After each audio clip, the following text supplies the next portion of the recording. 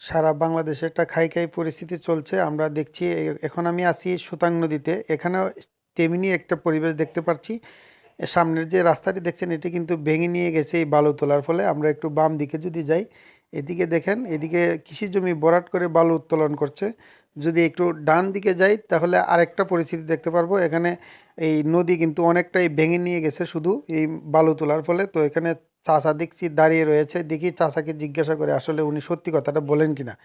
আমাদের সঙ্গেই থাকেন, মূল বিষয়টা ওনার কাছ থেকে জানার চেষ্টা করি। উনি কি বলেন আমরা সাথেই থাকি।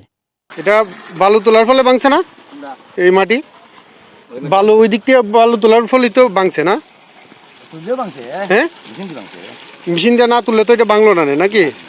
তো আস্তে আস্তে জমির কাছে যাইতেছি গা। মালিকানা লাগে। হ্যাঁ, যেই মালিক যে মালিক ওই মালিকের ওই আর ওই ফাঁসের জমিটা। মালিকের ওই এক মালিক ওই ও ওখান থেকে যখন এক মালিক ওই আচ্ছা আচ্ছা। এক মালিক ওই কতদিন ধরে এখানে বালু উঠাইতেছে? দাও 3-4 দিন। 3-4 দিন।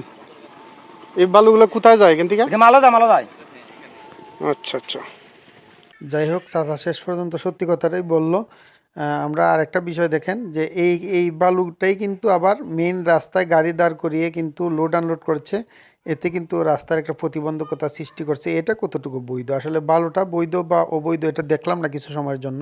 এদিকে দেখেন অনেক বড় এক পুকুর খনন করে ফেলছে। এটি কিন্তু সরকারি জায়গা থেকে এরকমভাবে মাটি নিয়ে যাচ্ছে এবং এর জন্য কিন্তু প্রশাসনিকভাবে অনেকবার না করার পরেও কিন্তু তারা এইভাবে এই কাজগুলো চালিয়ে যাচ্ছে।